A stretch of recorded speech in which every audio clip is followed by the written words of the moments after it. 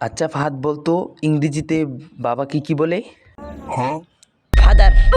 হ্যাঁ, একদম ঠিক বলেছিস। আচ্ছা বলতো ইংরেজিতে মাকে কি বলে? মাদার। হ্যাঁ, একদম ঠিক বলেছিস। আচ্ছা ফাহাদ বলতো ইংরেজিতে চাচাকে কি বলে? চাদার।